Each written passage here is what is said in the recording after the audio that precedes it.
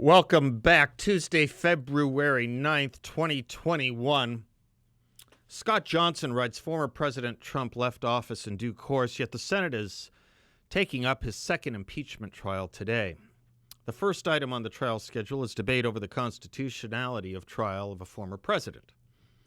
Byron York reviewed the issue of constitutional impeachment at this stage without a sitting president as follows. Nearly all Republican senators believe it is unconstitutional to try an ex-president. All Democrats disagree. Democrats point to a majority of law professors who agree with them, no surprise there, while some conservative scholars and jurists support the Republican position that a Senate trial is not permitted by the Constitution. The conservatives are right. Here are 5 reasons. 1. President means president. Article 2, Section 4 of the Constitution says, quote, "The President, Vice President, and all civil officers of the United States shall be removed from office on impeachment for and conviction of treason, bribery, or other high crimes and misdemeanors," close quote. By president, the framers meant the President of the United States. There's only one of them at a time, and now that is not Donald Trump. In addition, Article 2, the article creating the executive branch, uses the word president more than a dozen times, and in each of those usages, it refers to the person currently serving as president. It is difficult to believe that the framers intended the word president to refer to the current president in every reference to the office in Article 2, except in Section 4, when by president they meant, but did not say, president and former president. 2. Impeachment is for removal. It's clear from a reading of the Constitution that the founders included impeachment as a mechanism to remove a top official from office for specific instances of misconduct. Just look at both the Federalist Papers and the records of the 1787 Constitutional Convention. To the degree that they discussed impeachment, it was as a way to remove an official from office. They never discussed impeachment as a way to punish a former official. Democrats point to the passage in the Constitution that says the penalty for impeachment, quote, shall not extend further than to remove from office and disqualification to hold and enjoy any office of honor, trust, or profit under the United States, close quote. That they say means while removal is irrelevant in Trump's case, the Senate can still, by finding Trump guilty, bar him from ever being able to hold federal office again. But the fact is there's no reason in the text of the Constitution to believe that the founders intended the Senate to try an ex-president for the purpose of barring him from future office. 3, there's no precedent for this. Some Democrats have pointed to the case of a cabinet secretary who was impeached after resigning in 1869 as precedent for a trial of a former president. First of all, it's a pretty weak precedent. The cabinet officer was acquitted because a number of senators has concerns about trying a former official. And second, there is this basic fact. This has never been done before with a former president of the United States. Not once, not ever. Never. Democrats cannot point to a presidential precedent because there isn't one. On the other hand, there is the precedent of Richard Nixon, who resigned as the House prepared to impeach him. Nixon's resignation closed the book on impeachment. Congress then dropped its efforts to impeachment. The great post-presidential controversy involving Nixon was President Ford's pardon, but that simply supported the fact that the Constitution allows criminal prosecution as a president from leaving office, which is why Ford felt it necessary to pardon Nixon. The possibility of prosecution, of course, would apply to Trump, too.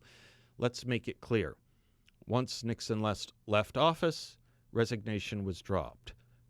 President Ford's commutation and pardon of Richard Nixon was for criminal investigations down the line, not impeachment.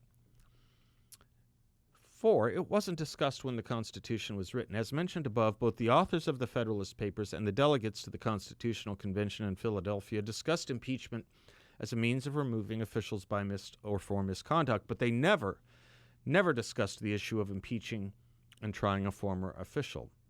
As John Yoo wrote, quote, neither the debates of the 1787 Philadelphia Convention nor the records of the 1787-1788 ratifying conventions contain any discussion of whether impeachment could apply to ex-officials, close quote, because it didn't. Finally, the framers rejected all this. Democrats will point to some pre-Constitution state constitutions, which allowed for impeachment of former officials as proof that the framers intended impeachment to apply to those ex-officials. And it is true that a few early state constitutions specifically provided for the impeachment of former officials. The constitutions of Pennsylvania, Virginia, Delaware, and Vermont, all passed prior to 1778, all provided for an after-office impeachment. The problem is, a decade later, in 1787, the framers did not use those provisions for their constitution. Scott Johnson will then add, after the arguments, the Senate will then vote on whether it has jurisdiction to try a former president. The threshold to pass is a simple majority of 51 votes. The number of Republican senators who vote that the trial is unconstitutional will presage Trump's acquittal at the end of this travesty of a mockery of a sham of a mockery of two mockeries of a sham, to borrow the formulation of Fielding Mellish in Woody Allen's movie Bananas. My favorite among the 7 House impeachment managers is Representative Eric Swalwell. Swalwell is a member of the House Intelligence Committee who formerly made it with the Chinese spy Fang Fang. Swalwell perfectly represents the farcical nature of these proceedings. Those of us who remember Trump's first impeachment trial are left to wonder, where have you gone, Jerry Nadler? Our nation turns its lonely eyes to you. Where have you gone, Adam Schiff? We'd like to know a little bit about you for our files. Schiff, you may recall, is the man who pioneered the twilight zone between direct and circumstantial evidence in retelling the Russia hoax while President Trump was in office. Where have you gone, Chief Justice John Roberts? The Constitution provides that you are to preside over the Senate trial of the president. Oh yeah, Trump isn't the president. Where have you gone, Senator Patrick Leahy? What are you doing up there, presiding over the trial? Oh yeah, Chief Justice Roberts checked out. Our nation turns its lonely eyes to you too while we try to make out what the heck you are mumbling before you serve as both judge and juror who votes. The second impeachment trial of President Trump marks the regularization of impeachment in our politics as a tool of partisan warfare. It extends the maniacal Trump hatred that gripped the Democrat media access for 4 years of the Trump presidency. The second trial is, in a sense, a fitting coda to the Trump presidency. It is also a sad day for the United States. As the song puts it, every way you look at this, you lose. A separate item, as I can't fathom this. I understand most things having to do with political ideology. I simply don't understand this. Mona Charon's most recent column. It's titled, quote, "Why I, a lifelong conservative, now call Republicans an enemy of democracy," close quote. She writes in the column of her heroes, from Norman Podhoretz to Jack Kemp to William Buckley and Milton Friedman. Then writes, Trump and the Republican Party who supported him broke with all that. They broke with her faith in those leaders. She concludes this way, quote, "There are many areas where I continue to think conservatives have the better case. I think liberals put too much faith in the power of government to do good and pay too little attention to the tendency of government to make things worse. I think capitalism is the greatest engine of human flourishing the world has ever devised, and that the two-parent family is key to a society's well-being. Why, then, do I reject the title conservative? Because we don't exist in a vacuum. In America today, the word is associated with white Christian identity movements, hostility to immigrants, a personality cult, and openness to conspiracies.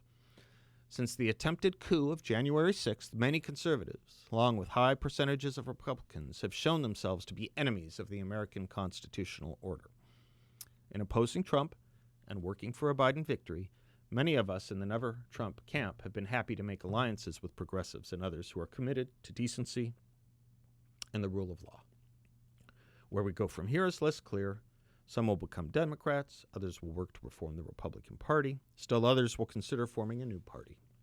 America desperately needs a sane center-right party.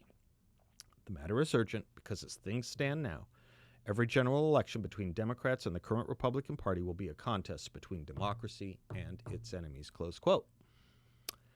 One wonders how someone can be so blind to what is in front of his or her face. starting with the idea that the word conservative is associated with white Christian identity movements and conspiracies. It's only associated to the extent the Democrats and the MSM have tried to make that association and reify it. Good conservatives used to know that's what Democrats and the media have been trying to do to us since Barry Goldwater. And so far as January 6th, I know of no conservative who didn't announce it and of no conservative who supported it. But Mona Charen seems, as we write in our book American Greatness, a pluperfect example of conservative Stockholm Syndrome. Please don't fall for it or be taken captive by it.